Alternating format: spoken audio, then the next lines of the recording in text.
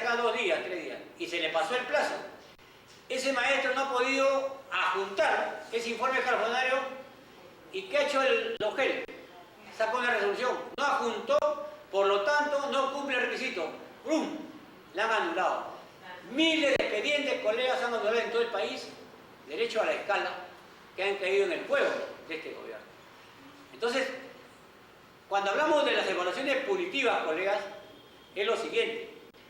El ministro de Educación, en enero, y está en la ley, de que en noviembre de este año, ya quedan octubre y noviembre, va a haber las evaluaciones de desempeño docente.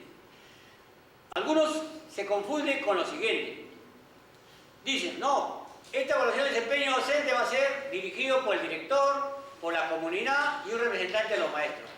No es cierto, colega. ¿Y cómo no es cierto? Porque la ley dice que tiene que haber primeramente una evaluación previa. ¿Qué significa esto? Que va a haber un examen general para todos los maestros de todo el país.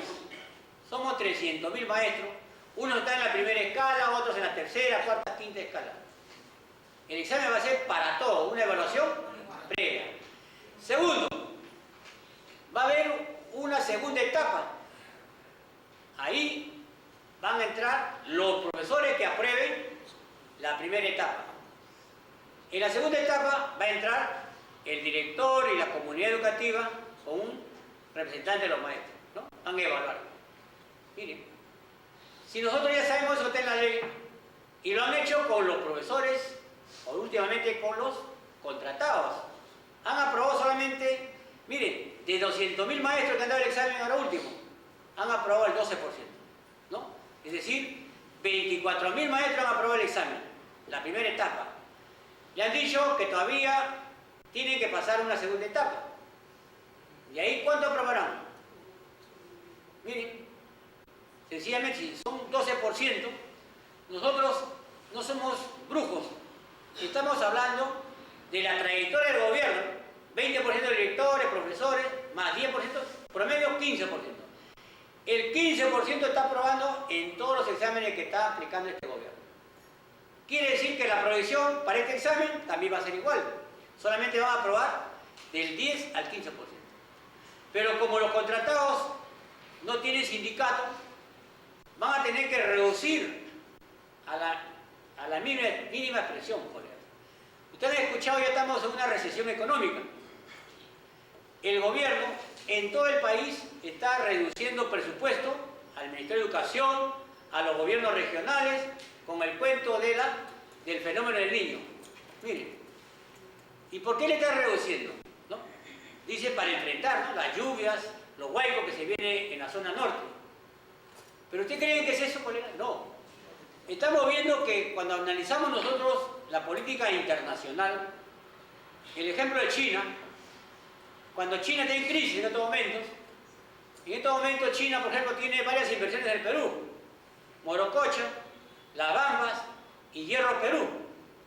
Son zonas mineras. Y como China está en crisis, China compraba al Perú bastante chatarra, lo que es reciclaje. Hoy día el Callao está lleno de chatarra. China ya no compra. Entonces está paralizada la compra-venta de materias primas chatarra.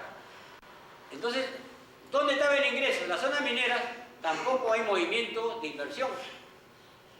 Eso está generando una recesión en todo el país. Y usted va a comprobar en el producto que sale en el periódico, dice, los productos de pan llevar en Lima han subido. Lo que costaba 2 soles ahora cuesta 4 soles. Entonces la gente no se da cuenta que por qué se da ese fenómeno es por problema de la política internacional que influye acá en el Perú. ¿El dólar cuánto está hoy día? 3.300. ¿Y qué significa? Que si uno tiene 3 soles, sus 3 soles ha perdido prácticamente el 10% de su capacidad adquisitiva. Si hoy día compramos 5 panes, mañana vamos a comprar 4 panes. Y así todos los productos se han encarecido. El sueldo de maestro se ha quedado congelado. Y con estos sueldos vamos a comprar menos. Entonces, este gobierno, miren, estamos hablando de 12% que ha aprobado. Apuntamos a que este gobierno solamente va a aprobar el 8% de los maestros para contrato del próximo año. Entonces, 8% viene a ser de 200.000 colegas. Vamos a ver que no llega ni a 16.000 maestros contratados por 3 años. Esa es la proyección que estamos planteando. ¿Esto qué significa, colegas? Que también, miren, lo que se apunta a la evaluación de desempeño docente, somos 300.000 maestros. Lo que apunta, ¿cuánto sería el 10%? 30.000, colegas. Esa es la proyección de este gobierno. Cuando hablamos del consenso de Washington, ¿qué dice, no? Reorientar el gasto en la educación.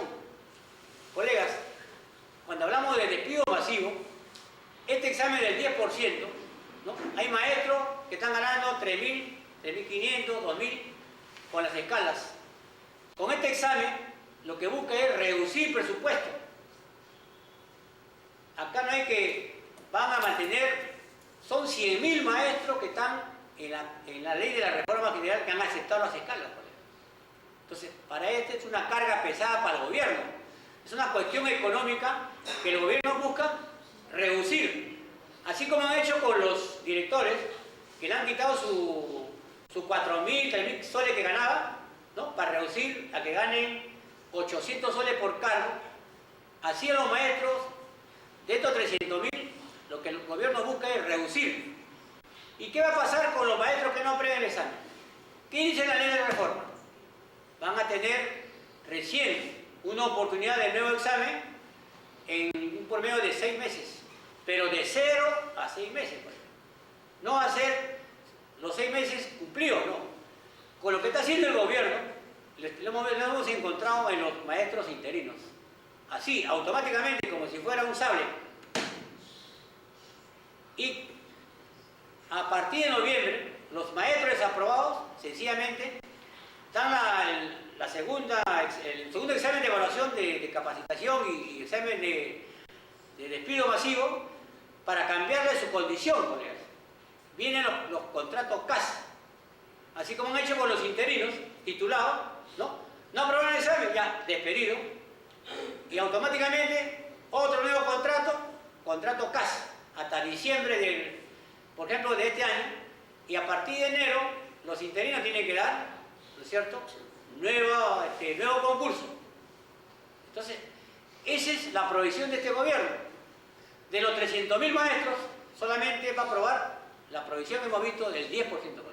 El resto, sencillamente, según lo que ha proyectado el gobierno, y lo hemos visto en toda su trayectoria. Entonces acá, por más que el maestro tenga doctorado, tenga maestría, se capacite en todas las carreras colegas. ¿Qué ha pasado con los maestros, por ejemplo, que tienen doctorado y maestría? Que están en el primer escala. Les han anulado, colegas, por ejemplo, para los nuevos doctorados en maestría, ya no hay el estímulo. Solamente le pagan por única vez. Y ahora usted trae a su doctorado, a su maestría, usted tiene sus 180 soles por única vez. Ya no es como anterior, con la ley anterior, que el maestro ya tenía un estímulo mensual, ¿no es cierto?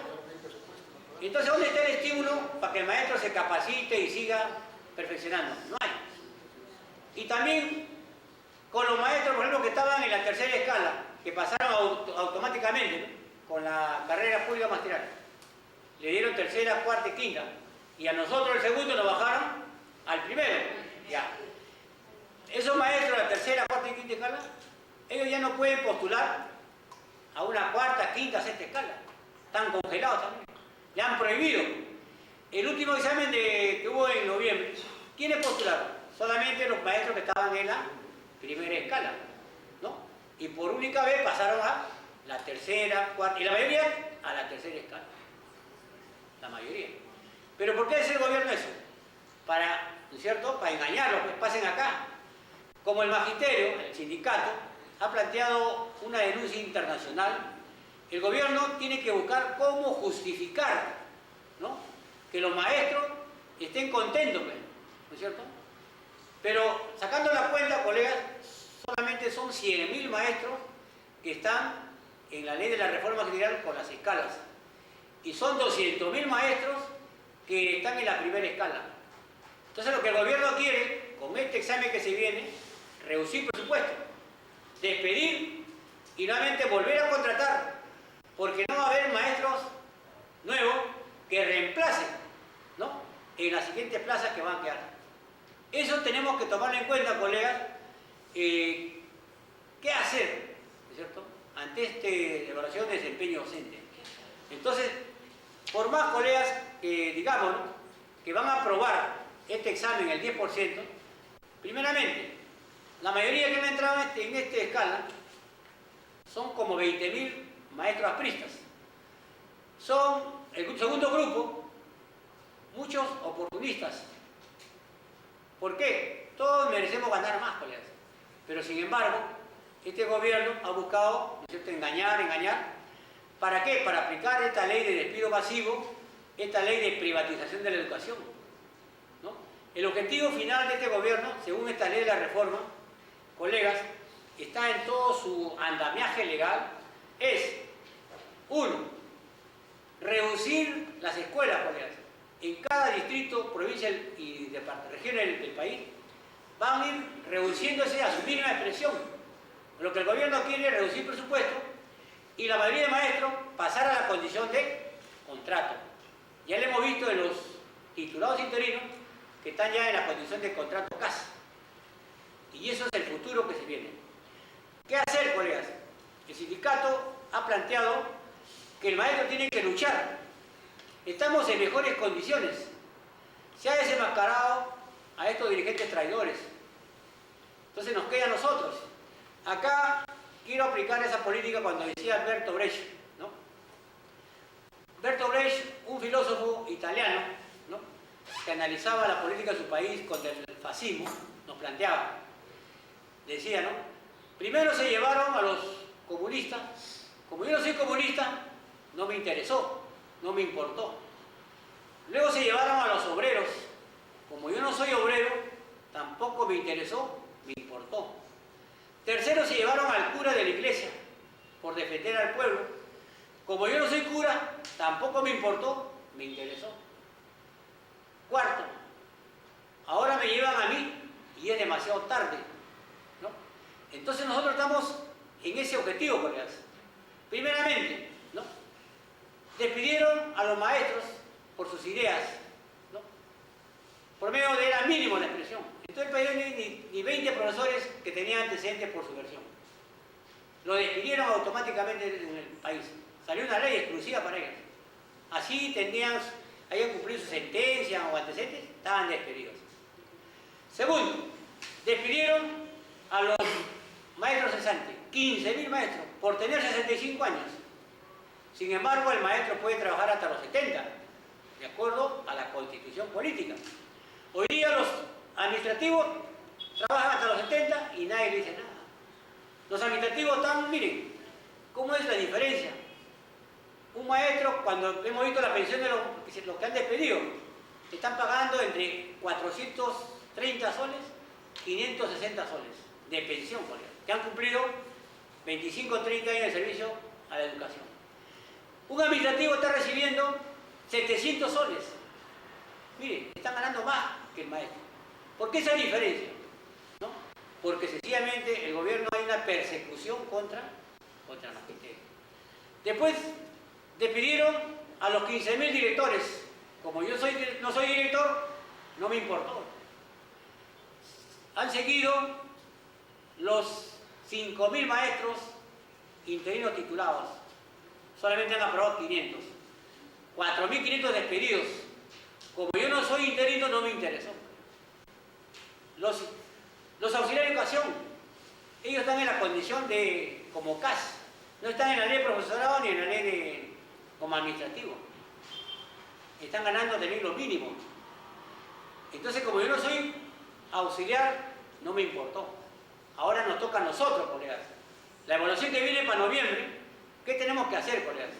Uno, tenemos que rechazar, colegas.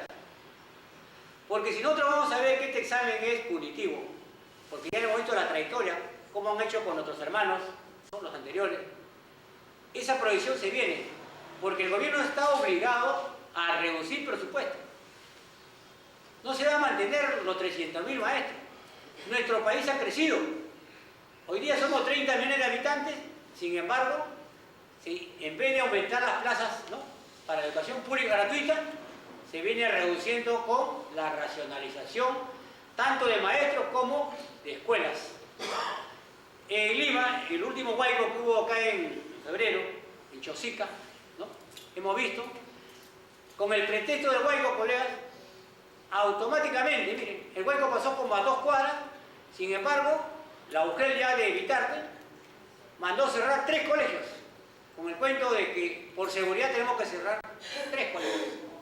Miren, ¿quién ha defendido esos 3 colegios? Salió en la televisión, colegas, los padres de familia, porque esos colegios no estaban dentro del peligro de los huaicos, pero era el objetivo de la UGEL y del gobierno es cerrar colegios, y a todo ese alumnado lo distribuyen, racionalizan, a los maestros, directores, también a los administrativos, tienen que, porque por ejemplo cuando cierran, lo desplazan. En Lima hemos visto ya varios locales cerrados, y aquí lo están entregando. Están separando para entregar a las empresas privadas, a los municipios. Han entregado terrenos a la Policía Nacional, porque como son terrenos del Estado, colegio que ya se cerró, lo entregan a instituciones que necesitan. Ese es el futuro que nos queda, colegas. Si nosotros no rechazamos este objetivo del gobierno, a pesar que tenemos en buenas condiciones, ya empezó la campaña electoral. Ustedes han visto, todos los candidatos ahora hablan de educación pública, pero no dicen gratuita. Escuchen bien, colegas. Escuchen a Keiko, a Toledo, a Kuczynski, al mismo Alan García. Todos dicen, no, vamos a mantener la educación. Pero no dice gratuita, colegas. Ténganlo bien claro. Porque ese es, para ellos reciben una orden del Fondo Monetario Internacional. Usted me reduce la plaza en educación, según el consenso de Washington. No lo hace, siguen presionando con la deuda externa. Ya no hay más préstamos, no hay más inversiones y ese gobierno se queda aislado. Ese es el objetivo de este consenso de Washington. El objetivo de esta reforma magisterial, despido masivo, colegas, con la situación de reducir las plazas. Algunos dirán, pero profesor, nos van a despedir. Según la reforma dice, el que no haga examen, automáticamente está despedido, dice. Pero echa la ley, echa la trampa, colega. ¿Cómo nos queremos ir? Que nos digan por despedido por inepto, porque en la ley dice, todos los maestros despedidos van a estar en la página web del Ministerio de Educación, con su nombre y apellido. Pero los que se van por rebeldes, colegas, por rebeldía, tenemos todavía el derecho de reclamar con las acciones de amparo el retorno a nuestras plazas, colegas. Experiencia. El año Morales Bermúdez, colegas, despidió más de 6.000 maestros. Al cambio de gobierno, al año siguiente, Belaúnde repuso a todos los maestros en sus plazas. Es una experiencia. El año 91, con el cambio de gobierno, ¿no?, Alan García en todo el aparato estatal, Ministerio de Educación y en todos los ministerios, llenó de militancia aprista. Fujimori entró y despidió a todos esos maestros. Pero con las acciones de amparo, todos los maestros y administrativos volvieron a sus plazas. Pero aquellos que presentaron sus acciones de amparo, al año siguiente también retornaron a sus plazas, en pleno gobierno de Fujimori, 91. 1995, Fujimori despidió 500.000 trabajadores públicos de todos los ministerios, sí, con una evaluación punitiva, el engaño de que van a quedar los mejores trabajadores públicos. ¿Cuántos quedaron, colegas? 500.000 y habían 500.050 personas. Despidió a todos, colegas, sí, una raza. Y aquellos también prestaron sus acciones de amparo y han retornado, colegas, No sé si ustedes habrán escuchado la primera lista, segunda lista, décima lista. Han retornado con sus acciones de amparo y retorno a su plaza de origen o que se le pague una indemnización en dinero. La mayoría ha escogido la indemnización en dinero. Ese es para los maestros, para los administrativos, los trabajadores que presentaron su acción de amparo. Entonces nosotros consideramos, colegas, que tenemos que defender la educación pública gratuita con estas condiciones, colegas. Presentar nuestra acción de amparo y rechazar ese examen. Porque, colegas, si nosotros damos el examen, estamos aceptando esta ley y ya no podemos retroceder, porque usted ya aceptó. Pero si usted no da el examen, todavía queda, así nos despidan, colegas, el derecho a la reposición. Este gobierno ya se va. Estamos viendo que está en una crisis política, ¿no? Una crisis política, colegas, que va a traer también graves consecuencias. ¿Por qué? Estamos viendo las agendas, estamos viendo las obras en todo el país, donde ha habido cohibiciones del 10% en todas las inversiones. Y miren, no es una inversión de 1.000 millones de dólares, estamos viendo de más de 10.000 millones de dólares. ¿Y cuánto es el 10%? Un promedio de 1.000 millones que van a salir a la luz. Estamos en mejores condiciones para defender la educación pública gratuita. Esperamos, colegas, las preguntas respectivas para iniciar el debate. Gracias. Fuertes aplausos.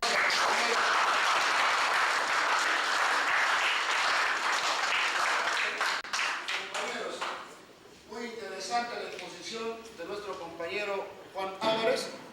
A continuación, compañeros, tenemos también a nuestro abogado del Glorioso Sur de la provincia de Barranca, el compañero Roberto Olorti, que a continuación va a dar su disertación sobre el tema del examen de desempeño y permanencia.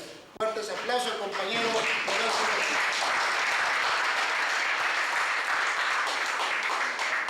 Olorti. Sí, compañeros, buenas noches con todos.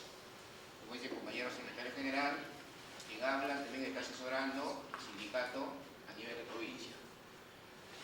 Bueno, compañero, vamos a empezar. Estamos observando en la diapositiva un pensamiento célebre de uno de los pensadores que acerta con respecto a la educación. O sea, todos sabemos que en una sociedad los sociólogos han dividido, ¿no? O sea, la parte es infraestructura como la parte superestructura. Y a la educación la han considerado en la parte de la supraestructura. Como dice un clásico, la base económica en última instancia va a determinar lo que acontece en la parte de la superestructura. ¿Qué dice ese pensador? Dice, no, sería ingenuo esperar que las clases dominantes desarrollen una educación que permita a las clases dominadas percibir las injusticias sociales en forma crítica. Y el compañero ha expuesto con respecto a los 10 puntos que han tratado en Washington, el planteamiento que hace el Fondo Monetario Internacional y el Banco Mundial. Bueno, antes de entrar al tema, es necesario, al menos como un poco de teoría, para que sepan entender con respecto a los derechos que se vienen dando y cómo el Estado, a través de sus representantes, en este caso el sector de educación, viene vulnerando. Por ejemplo, yo he escuchado a unos compañeros, incluso abogados, que hablan de repente el término, no, derechos adquiridos, no, pero yo he ganado, no, el caso, ¿no?, de la ley de reforma ministerial. Pero ¿por qué la ley me va a privar si yo tengo más de 20, 25 años y he sido nombrado con la ley de profesorado? ¿Cómo me va a quitar a mí? Si yo soy profesora, ya tengo 20 años, debo de percibir 2 remuneraciones. Pero esta norma, esta ley actual, no lo dice. en consecuencia me ha quitado. De igual manera, pero si con la ley de profesorado, en el caso del pago por subsidio, lo que era, bueno, 4 remuneraciones, siempre en cuanto que era 2, acreditaba, ¿no?, que uno ha sufragado el gasto de sepelio, eran 4 en función al total que uno percibía del mes que falleció el familiar. Hoy en día, ¿qué dice la norma? Solamente el Ministerio de Economía, en coordinación con el Ministerio de Educación, a través de un decreto supremo, fija el monto, en este caso, de 3.000 soles. Pero señor, ¿cómo es posible? 3.000 soles, en comparación con 4 remuneraciones, es más de lo que me han destinado. En consecuencia, ¿pero por qué me están quitando derecho adquirido? Entonces, para que puedan entender, compañeros, hay una pirámide de un clásico del derecho llamado Kelsen, que dice, ¿no?, en la parte de la cúspide de una pirámide está la Constitución política y en el mismo nivel los tratados internacionales de rango o que traten o versen sobre derechos humanos. Porque también hay tratados internacionales que no tienen que ver nada con respecto a derechos humanos. Como acá se cooperó, habló, ¿no?, de los libres de comercio, por ejemplo, que no tiene rango a nivel de constitución política, sino que está por debajo a un rango de una norma legal. ¿Por qué saber, compañero, eso? Por la siguiente razón. Por ejemplo, a los profesores nombrados interinamente le aplicaron una norma que se encuentra en el numeral 8, las resoluciones ministeriales. En este caso, resolución ministerial, la 532-2014 de Minedu, la que hace una serie de cronogramas de que se publica, escribirse, incluso la evaluación y finalmente la entrega de las resoluciones. Quienes aprobaron pasan a la primera escala y quienes no aprobaron su resolución de cese.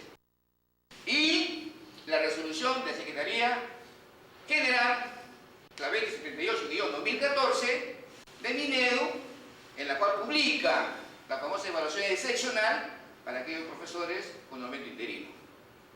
Imagínense, ¿no?, una norma que se encuentra por debajo a la Constitución, por debajo a la ley, por debajo a un decreto supremo, en la que dispuso hágase a esa evaluación excepcional. ¿Y por qué le digo, compañero? Porque imagínense, o sea, cómo vulnera el mismo reglamento de la ley de reforma magisterial, como esa norma que convocó de evaluación a los profesores interinos vulnera la ley de reforma magisterial. ¿Por qué, compañero? Para que sepan nada más, compañero, antes de ir al tema en sí, sobre análisis de evaluación de desempeño. ¿Por qué digo, compañero? Porque la ley de reforma magisterial, en su artículo 23, concordante con su reglamento en el artículo 113, nos dice con respecto a aquellos interinos con título obtenido hasta el 25 de noviembre de 2014, se han retirado, compañeros. No dice la ley y no te dice su reglamento. ¿Y quién dice? Aquel que no aprueba, que haya acreditado título antes del 25 de noviembre de 2014, haya pasado y haya desaprobado, será retirado. No te dice la norma, no te dice la ley, no te dice el reglamento, pero esa resolución que se encuentra por debajo en el octavo, dice, bueno, que será retirado. Y muchos, como lo dijo el profesor, que puso del 10% de los 5.000 que solamente aprobaron, y los que no aprobaron el 90%, de ningún título. ¿Y qué pasó, compañero? Su resolución de cese y se terminó su vínculo laboral. A pesar de que tiene título. ¿Dice la norma? No te dice la ley. No te dice el reglamento, pero sí te dice esa resolución. Entonces, para que te hagan, para tener, de igual manera, a los directores y subdirectores. O sea, un decreto supremo modifica un artículo del decreto supremo 04-2014, o sea, para como se dice, ¿no? Meter ahí y poder sacar a aquellos directores que no se presentan o que no aprueban, bajar como profesor de aula. Y es por eso que los directores, en forma individual o en forma colectiva, interpusieron su demanda. Algunos demandan de amparo, otros acción popular. Y es por eso que la sala, caso Lima por ejemplo, ha declarado fundada y ha ordenado reposición a los directores que presentaron en forma individual o en forma colectiva a su puesto de origen. ¿Por qué? Porque ese decreto supremo, que está en el mismo rango que el otro, pero previo modificación, lo que no decía, y peor, no te dice la ley, compañero. Si no te dice la ley y sale un reglamento, a pesar que no te dice, y la agregan por ahí, está también infringiendo la misma ley. Entonces, compañero, también con respecto en el número 3, 4, 5, 6, para que tengan en cuenta, hay normas que tienen rango de ley, está en el mismo horizontal. La ley normal o leyes orgánicas, también tenemos decreto legislativo. Eso cuando el gobierno, el Poder Ejecutivo solicita al Congreso, necesito que usted me dé, ¿no?, para yo legislar. Y si el Congreso previo reunión acepta, le entrego por un tiempo bajo cierto criterio. El Ejecutivo puede legislar a través de decreto legislativo. También, ¿no?, la misma condición habla sobre decreto de urgencia, que tiene rango de ley. De igual manera, las ordenanzas del gobierno regional, del gobierno provincial o del gobierno distrital tiene rango de una ley. Están en esa instancia. Ya por debajo, repito, tenemos el decreto supremo, por debajo tenemos las acciones ministeriales y por debajo tenemos las acciones. Ahí, por ejemplo, miren cómo en política del Estado, no solamente en el sector de educación, sino en todos los sectores, a través de servir o servir, que es una institución del Estado, sacan directivas para que sus funcionarios, al emitir resoluciones administrativas, colisionen con la Constitución, con las leyes y demás normas que tiene rango de ley, incluso con el decreto supremo. Por ejemplo, hasta ahora, hasta ahora, hay profesores que no han presentado para solicitar el pago del 30%. O hay profesores que de repente cumplieron en el 2012, o de repente en el 2011, 25, 30, o de repente falleció un familiar, solicitaron y le dieron una resolución con un monto irrisorio en base a la remuneración total permanente. Bueno, se le ocurre y van a la hotel a traer un documento y solicitan el pago del reintegro. Finalmente sale una resolución administrativa y es improcedente. ¿Por qué? Porque uno, la ley de presupuesto prohíbe.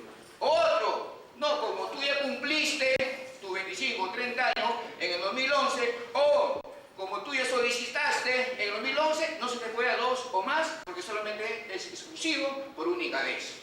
Bajo argumento. ¿Para qué? Para que el docente tenga que recurrir a la vía jurisdiccional para que recién el juez le otorgue el derecho. Y todo lo que concurre a la vía jurisdiccional, ¿qué están haciendo los jueces? ¿Le están otorgando o no? A pesar de eso, la autoridad, mediante resoluciones administrativas, viene haciendo, vulnerando la Constitución. Entonces, para que tengan ustedes conocimiento con respecto a eso, compañero. Compañero Martínez, por favor, pasamos.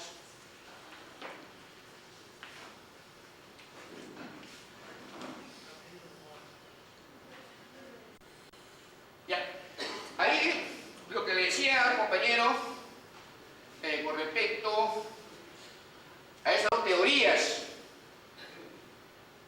¿no? Como decía al comienzo como preámbulo, antes ha existido lo que se llama derechos adquiridos, la famosa teoría de los derechos adquiridos. Hoy en día ya no existe. Lo que existe hoy en día es la teoría de los hechos cumplidos. Este compañero hizo referencia en caso de la 2530.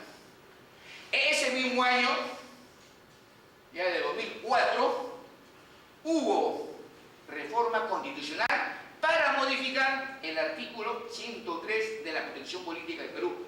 Más adelante lo vamos a ver, ahí es una comparación. Hizo eso con el fin de modificar, como se dice, ¿no? Mato de una sola bala a dos. Lo hizo, pues. Con esa modificación de reforma constitucional, hizo congelar la 2530. Y a partir de ahí, hasta ahora, el mismo Tribunal Constitucional, en todas sus sentencias, como jurisprudencia, cuando de repente uno reclama derechos adquiridos, dice el tribunal, no señor, eso antes, a partir de ahora hacia adelante, se llama hechos cumplidos. ¿Y qué significa eso? Por ejemplo, ya estamos con la ley actual. Esta ley actual, la mujer, o sea, la profesora que ya tiene 20 años, no la reconoce lo que sí le reconocía la ley de profesorado. A ver, Andy, pide, señor, yo tengo 20 años, quiero que me paguen mis 2 remuneraciones totales. ¿Y qué le va a decir? Improcedente porque la ley no te reconoce.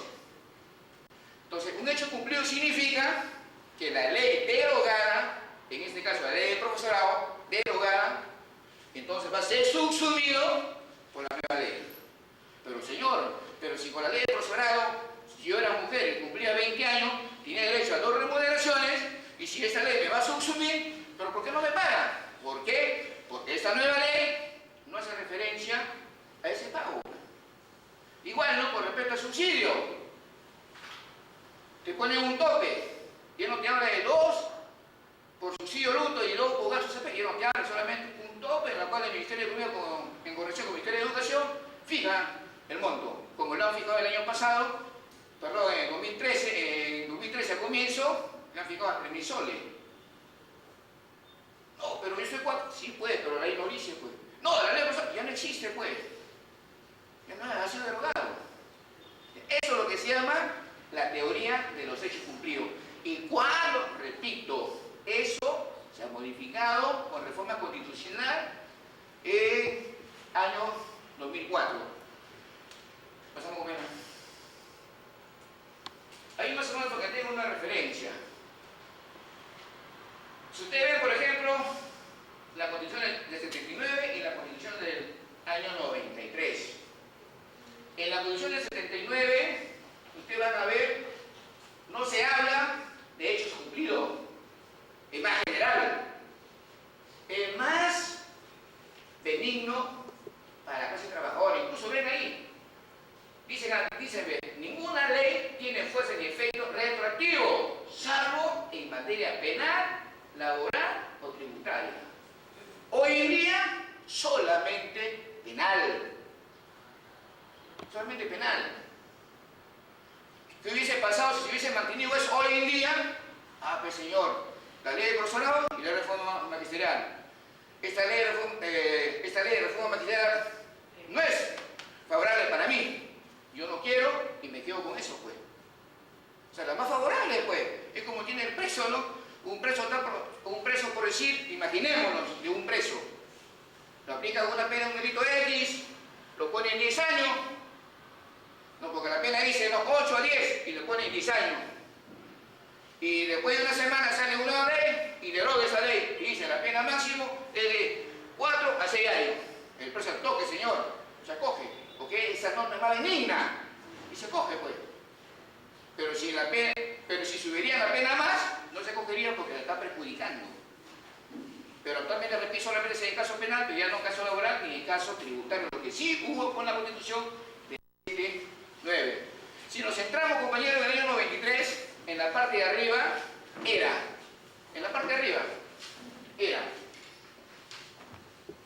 hasta acá, era, a partir de aquí, con el artículo suscrito por artículo 2 de la ley 28.389, publicado el 19 del año 4, por reforma constitucional, es la que va a modificar ese artículo. Y van a agregar lo que está con verde. Eso es lo que el tribunal dice, hecho cumplido. Hecho cumplido. Y en la parte de arriba no está nada, compañeros. Y eso es lo que ahora el tribunal, en toda su jurisprudencia, cuando queremos reclamar, no señor, estabilidad laboral, no señor, y autoría, no existe, pues, porque no hay.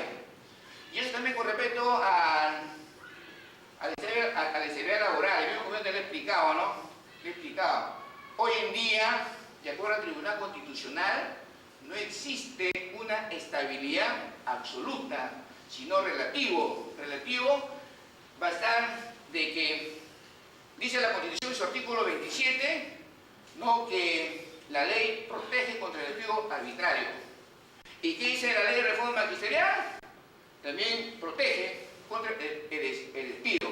Pero dice la ley mismo, aquellos profesores que en 3 oportunidades no aprueben el examen, serán retirados. Y eso el tribunal lo justifica, le declara, es constitucional. No solamente recién, sino cuando ya, en el año 2007,